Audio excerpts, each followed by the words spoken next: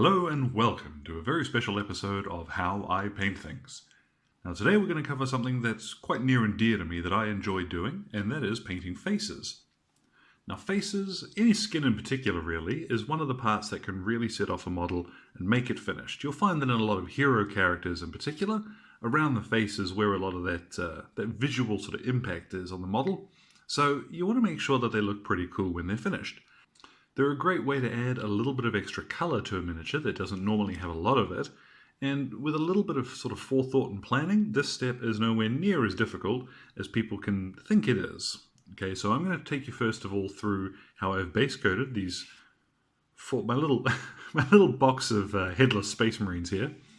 I'll take you through how I base coated them, how they were prepared, and show you some of the easy ways to get started.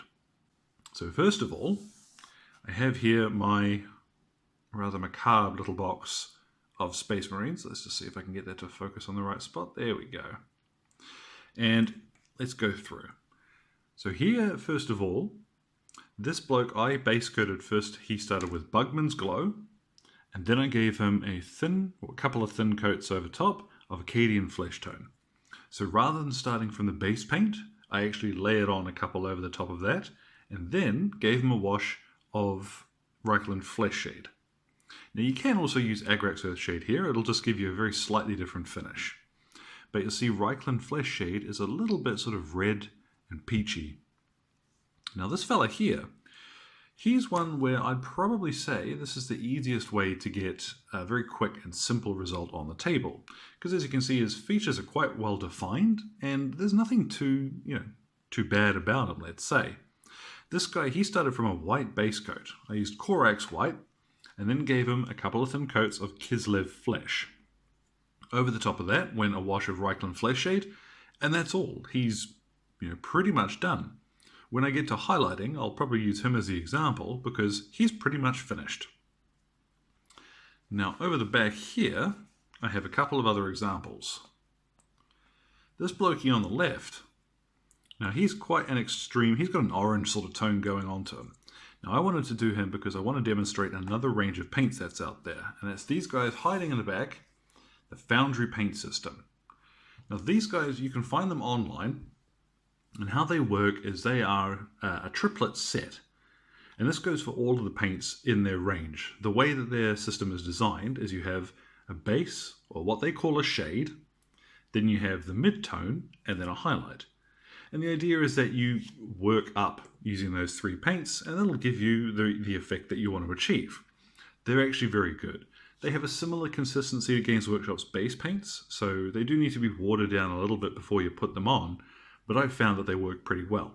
So I'm going to use those today, because I'm thinking along the lines of if you're painting Crimson Fists or something, you might want a different skin tone for your Marines.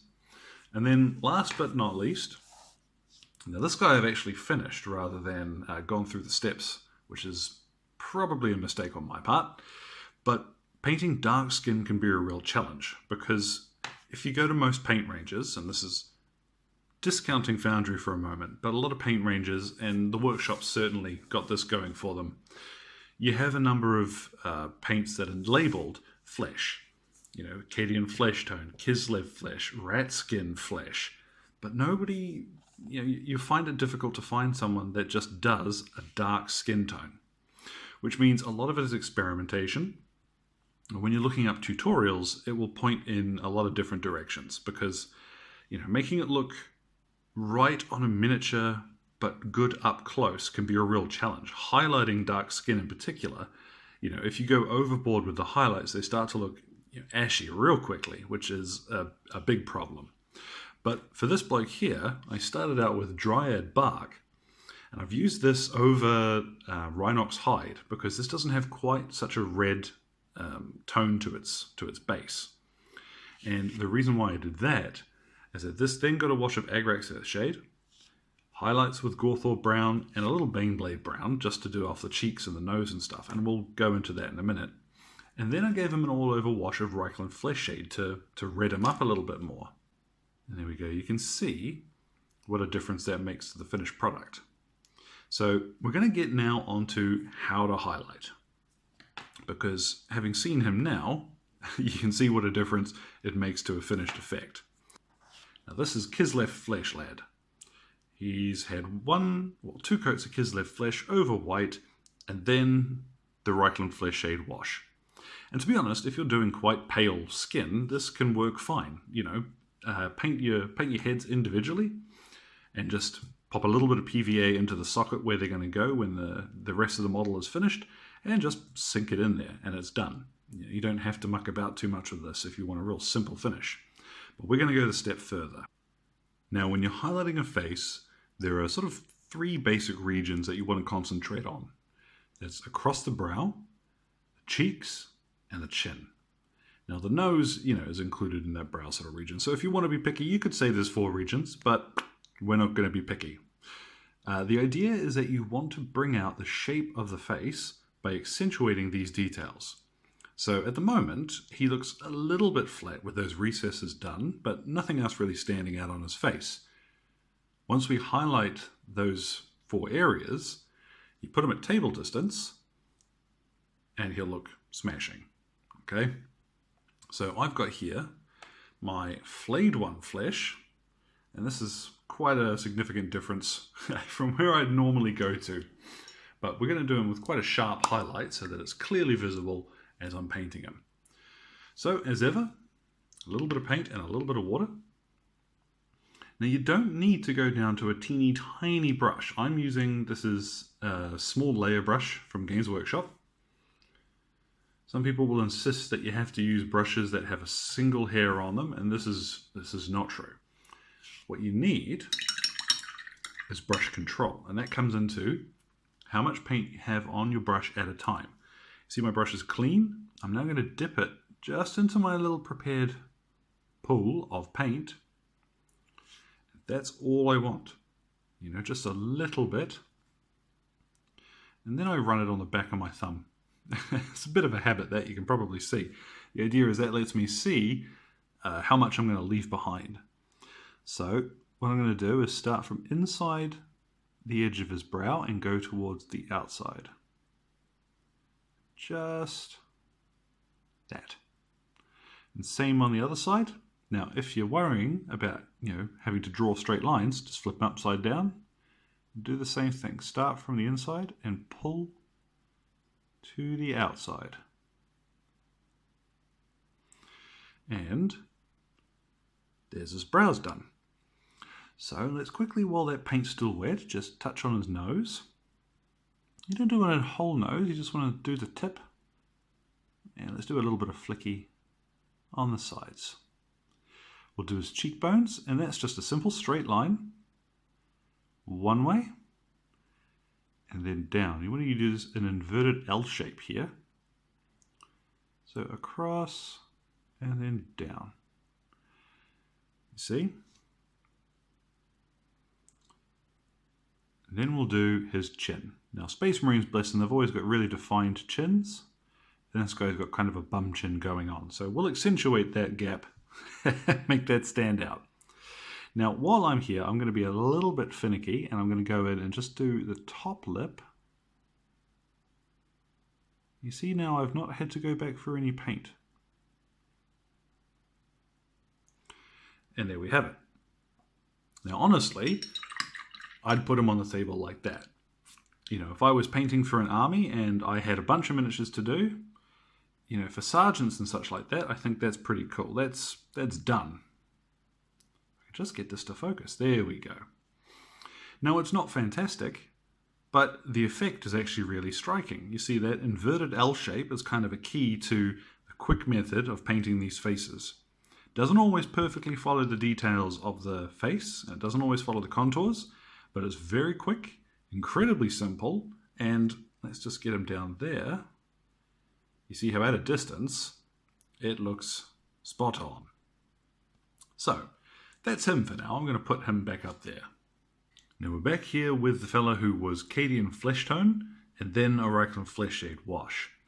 So what we're going to do now is spend a little bit more time on this guy, and we're going to bring him up through a couple of different stages. First of all, what I'm going to do is to go back over most of his skin with Cadian Flesh Tone, because I want to brighten up that basic tone a little while leaving the recesses. So this takes a little bit more time. Anywhere that wash has really settled, so around eye sockets and down by his mouth, you want to leave the shade intact. But otherwise, most of this, you want to go over and just put the Cadian flesh tone back on. So some parts of this, especially these lovely angry bald marines, you can be quite quick with it. You know, just a little bit of water in your paint. Make sure you're not getting any brush strokes on it. And away you go. Okay, so I'm going to finish that off, and I'll come back and highlight him in a second. With most of his face now having that Cadian flesh tone reapplied, you can see how much brighter his skin tone is overall, but while still leaving all of that nice recessed shading there. Now before I go ahead, I'm going to highlight this with Kislev flesh, but I want to talk a little bit about paint control, because what we're going to try and do here is replicate an effect. Now I've heard this referred to as subsurface scattering. Okay, if you're familiar with graphical terms, what this is basically is I'm going to paint a layer on the top, which is not so hard. It's going to be slightly translucent, so that the way light hits the model is going to change how it looks from different angles. Now, I'm not going to do anything quite that extreme. I'm not that good. But you can kind of replicate the effect by using a thinner paint than you usually would. But that does draw into what I want to talk about, paint control. So I'll put him down, and my example here is going to be this Kislev flesh. When you're drawing a straight line, you might notice if your paint's a little wetter than it usually is. Let me just get my little puddle there. So if you draw a straight line like that, life is easy, okay? But if you water it down more, and you're painting on a miniature, like say you're highlighting a face or something, you will find that as you draw your brush along and then leave it, you'll leave a little blob at the tip, okay? Now, this isn't always the case, and this does happen more significantly if your paint's really wet, but it's something to be aware of because it's something we can take advantage of. What we're going to do is the same way that I highlighted the other guy's eyebrows, okay? I'm going to start from the inside and draw my paint towards the corner of his brow, so up near his temple. And what I want to happen is for that paint to leave behind on his brow and then collect on the dot that I'm going to leave behind at the corner of his temple. And that'll give me a stronger color there, but just a little bit of translucency along his brow. And this is a really good way to sort of fake some of that blending technique. Okay, now it sounds daunting, but I promise you it's not, because if I can do it, anybody can. So I'm going to get my Kislev flesh. And now, same as before, I don't want much on my brush. I'm just going to get a little bit on the tip. There's what I've got. And now, come on, machine, you can do this. And now, check my thing and boop.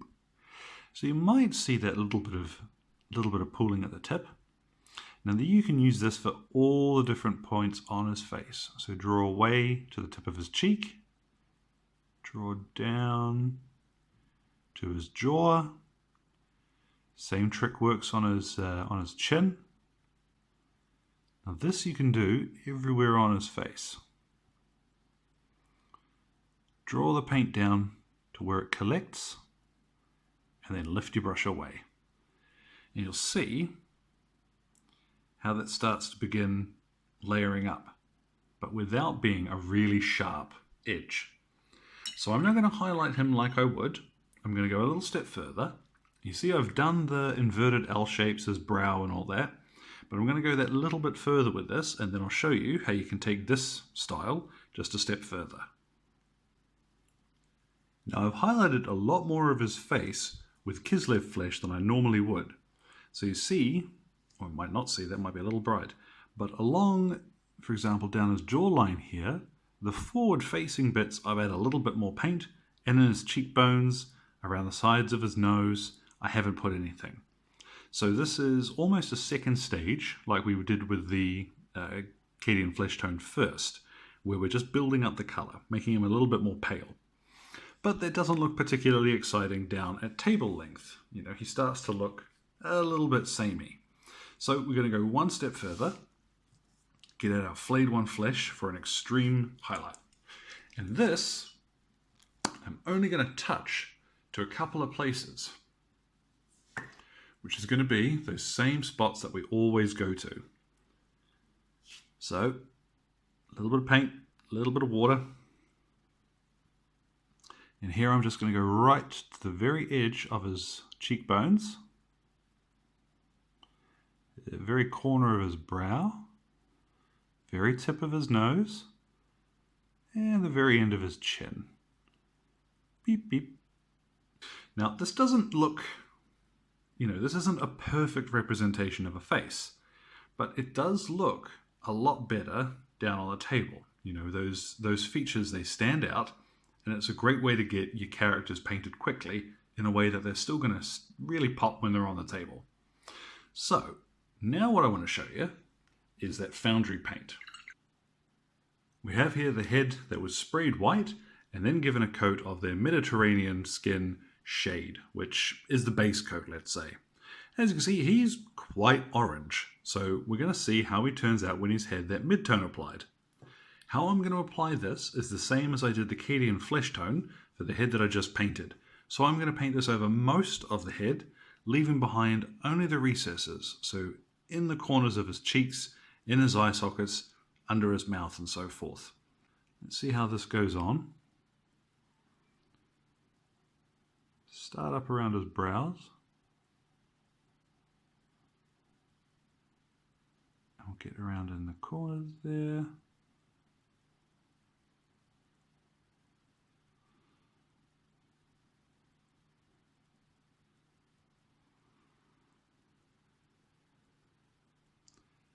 You might see already how much less orange this starts to look. So I'm quite impressed with that, honestly. Alright, I'm going to go around now. I'll finish off this second coat of the mid-tone. I'll come back and I'll show you how we would highlight him using the foundry system. With that mid-tone applied, we can see what a difference that makes to the tone of the skin overall. It's much less orange than it was a few minutes ago, but I have left that in the very recesses to give him a little bit of shading. Now, the foundry paint system doesn't always recommend using a wash, but I'm going to see, once I'm finished, if a wash might bring a little bit more detail. But what we'll do now is I'm going to get the light tone for their Mediterranean flesh, and I'm going to highlight them using that same inverted L-shape technique. So we have here our paint prepared, our miniature ready, and let's see how this turns out.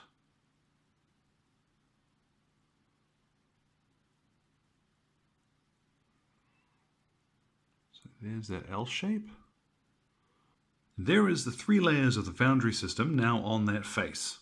Now honestly, what I might have done what I might do in the future is once I've done the first 2 stages, give them a wash and then highlight them with that final step. Because in person, that actually looks quite nice, and I hope that shows up right on the camera. But it's a little bit, I don't know, it could use some more definition, and I think on the table that would stand out better with a bit of a wash first. I'd probably go for Reikland Flesh Shade.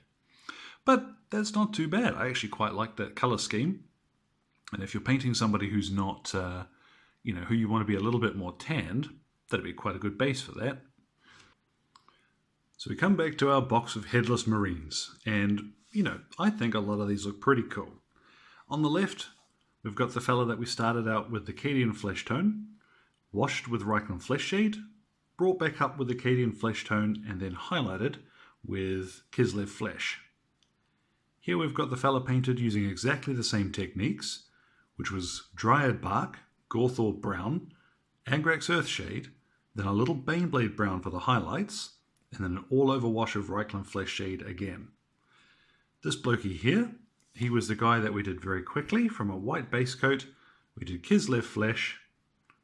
Get in closer. We did Kislev Flesh, a Reikland Flesh Shade wash, and then just a few highlights of Flayed One Flesh.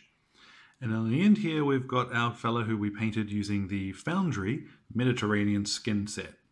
and I think he would really benefit from a wash. Just something for me to bear in mind the next time that I go back to use those paints. Now, painting skin, like I said, it seems daunting, but it doesn't have to be the challenge people make it look like. So hopefully, guys, you found something useful in there, and as ever, any questions, drop them in the comments. Thank you very much for your time, and you enjoy the rest of your day.